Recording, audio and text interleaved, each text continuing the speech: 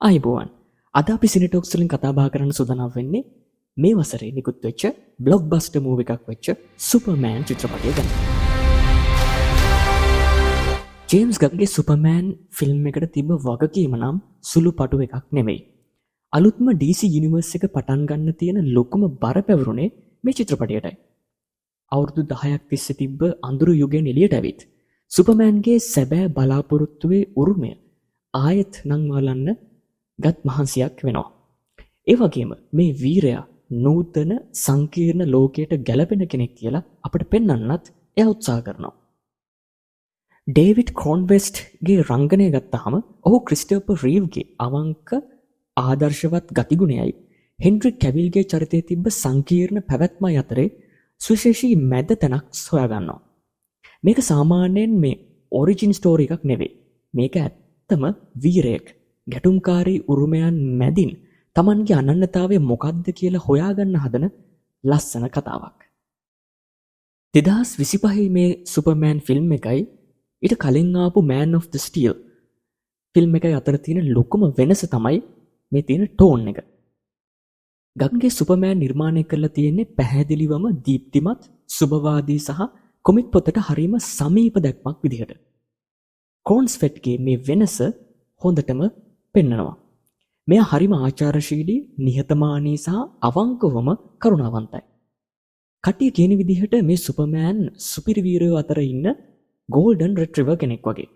මේ ගති පැවතුම් අපිට ක්‍රිස්ටෝෆර් රීව්ගේ යුගය මතක් කරනවා. රීව්ගේ සුපර්මෑන් කවදාවත් ප්‍රශ්න ඇහුවේ නැහැ. ඔහු හුදෙක්ම යහපත් සුපර්මෑන් කෙනෙක් වුණා. හෙන්රි කැවිල්ගේ අඳුරු, ගැටුම්කාරී සහ නිරන්තරයෙන්ම පාහේ දුක්මුසු වූ චරිත නිරූපණයට මේක හාත්පසින්ම වෙනස්. කැවිල්ගේ සුපර්මෑන්ට තම බලයේ බර සහ තෝරා ගැනීමේ අරගලය දරා සිටීමට සිදු වුණා. එයාගේ ලෝකයේ තිබ්බේ අඳුරු නිශ්ශබ්ද වර්ණවලින්. ඒ දැන් මේ ක්‍රෝන්ස්වෙට්ගේ චරිතය ඒ సౌందර්ය හරහා චිත්තවේගී බර ප්‍රතික්ෂේප කළ දානවා. ලෝකය ඔහුව අගේ නොකලත් ඔහු දැනටමත් අනුකම්පාව තෝරාගෙන ඇති වීරයෙකු ලෙසයි කතාව පටන් ගන්නෙ. ස්නයිඩර් යුගයේ තිබ්බ ප්‍රධාන ගැටලුවක් තමයි නොදන්නා මෘදු ස්වභාවයක් සහිත ක්ලාක් කෙන්ගේ චරිතය පාහේ අත්හැර දැමීම. කැවිල්ගේ ක්ලාක් කියන්නේ සුපර්මෑන්ගේ තරම් බලයක් නැති අඩු බල ඇති පිටපතක් වගේ තමයි දැනුනේ. ඒත් ගන්ගේ චිත්‍රපටයේ තුල අනන්‍යතා දෙකෙහි පැහැදිලි වෙන්වීමක් ආයි දකින්න ලැබෙනවා. 1978 රීව්ගේ රංගනය එතරම් සාර්ථක වීමට මේ ප්‍රධාන හේතුවක් වුණා. එහිදී සුපර්මෑන් බලවත් වුණා. ක්ලාක් හුරුබෝහිටි ලෙස අසාර්ථක චරිතයක් වුණා. 2025 කතාවේ ක්ලාක් කියන්නේ ඩේලි ප්ලැනට් පුවත්පතේ වැඩ කරන සාර්ථක නමුත් හිතාමතාම නිහතමානී වූ මාධ්‍යවේදියෙක්. එයාගේ වේශය වැඩ කරන්නේ කොහොමද කියලා මේ ෆිල්ම් එකේ හරි හාස්‍යජනක විදියට පැහැදිලි කරනවා. වෙලාවකට ඔහුගේ සුරුරි ප්‍රමාණයට වඩා පේන්නේ නැති හිප්නොනික්ස් කණ්ණාඩියක් වගේ දෙයක් පාවිච්චි කරනවා. ක්‍රෝන්වෙස්ට් ඇති අභියෝගය වෙන්නේ දැවැන්ත ශරීරයක් තිබෙද්දීත් හැකිතරම් කුඩා හා නිහඬ වීමට වෙරදරන මිනිසෙකු නිරූපණය කිරීමයි. ලොයිස් ලේන් සමග ක්ලාක්ගේ මාධ්‍යවේදී සම්බන්ධතාවය මත යලිත් අවධානය යොමු කිරීම ඔහුගේ මානව සම්බන්ධතාවය තහවුරු කරන අතර 1978 සම්භාව්‍ය චිත්‍රපටයේ මෙන්ම ඔහු මුහුණ දෙන සදාචාරාත්මක උබතෝකෝටිකයන් ත්‍රීව්‍ර කරනවා. පෙර චිත්‍රපටිවල වගේ ජනරාල් සෝඩ්ගේ ආක්‍රමණය හෝ බැට්මෑන් සමග සටන් කිරීම මේ ප්‍රධාන ගැටුම බාහිර එකක් නෙවෙයි. ගන්ගේ සුපර්මෑන් කතාව ඇත්තටම ක්‍රේන්දගත වෙන්නේ අභ්‍යන්තර තේමාත්මක සටනක් වටයි. ලෙක්ස් ලූතර් විසින් මෙහෙයවනු ලබන ජාත්‍යන්තර ගැටුමකට සුපර්මෑන් අත දානවා. ඉන්පස්සේ ඔහු වහාම දේශපාලන ගැටුමකට ඇද වැටෙනවා. ඔහුට තම වටිනාකමේ ගෝලීය දේශපාලනය සමග සමතුලිත කරන්න වෙනවා. ලොයිස් ලේන් පවා ඔහුගෙන් ප්‍රශ්න කරනවා. ඒ වගේම ඔහුට වහාම මහජන අවිශ්වාසය හා හමුදා රැඳවුම් වලට මුහුණ දෙන්න සිද්ධ වෙනවා. සුපර්මෑන්ව භූ දේශපාලනික තර්ජනයක් ලෙස ලෝකය දකිනවා. මෙම තේමාව කැවිල්ගේ යුගය මතක් කරනවා. මෙහිදී අවධානය යොමු වෙන්නේ විනාශයට වඩා සදාචාරාත්මක වගකීම කෙරෙහි. මෙම චිත්‍රපටයේ තියෙන සැබෑ දක්ෂතාවය පවතින්නේ ක්‍රිප්ටෝනියානු උරුමය පිළිබඳව නව පෙරළිය තුලයි. ඔහුගේ ජීව විද්‍යාත්මක දෙමාපියන් වන ජෝර් එල් හා ලාරා කාලි එල්ව පෘථිවියට යව්වේ හුදෙක් දිවි ගලවා ගැනීමට විතරක් නෙවෙයි.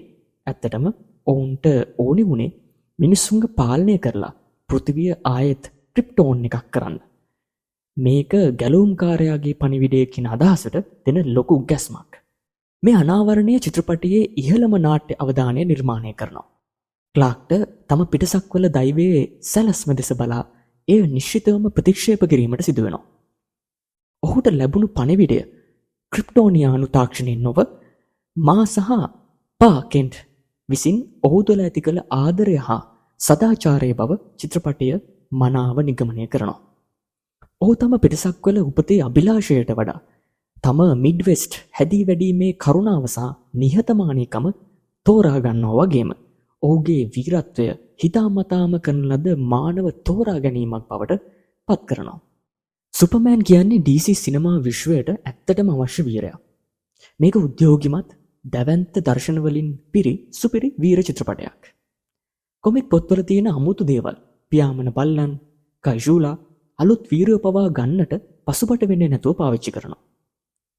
එය ක්‍රිස්ටෝපර් රීව්ගේ සුබවාදී බව සහ දිත්ව අනන්‍යතා අවධානය හෙන්රි කැවිල්ගේ යුගයේදී ස්ථාපිත වූ නූතන දේශපාලන සංකීර්ණතා සමග සාර්ථකව එකතු කරනවා.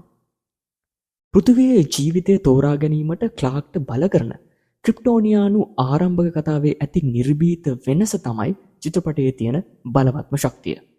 අලුත් DCU එකට දාපු අනිත් වීරයෝ ටික නිසා සමහර තැන් ටිකක් අවුල් වගේ දැනුණත් චිත්‍රපටයේ හදවත අවංකභාවය සහ යුක්තිය වෙනුවෙන් පිරිහිතිරි යනවා. හෝන්ස්බෙට් කියන්නේ සුපිරි තේරීමක්. එයා පරණ වගේම අලුත් සුපිරි ප්‍රමිතියක් හදනවා. අවසානට කියන්න තියෙන්නේ මේක 1978න් පසු ආපු කොමික් පොතට වඩාත්ම සමීප සහ චිත්තවේගීයව වඩාත් කම්පන සහගත සුපර්මෑන් චිත්‍රපටිය කියලා. ඉතින් අපි ආර්දනා කරනවා ඔබටත් බලන්න මේ වසරේ නිකුත් වෙච්ච බ්ලොක්බස්ටර් චිත්‍රපටයක් වෙච්ච මේ සුපර්මෑන් චිත්‍රපටිය. සුබ දවසක්.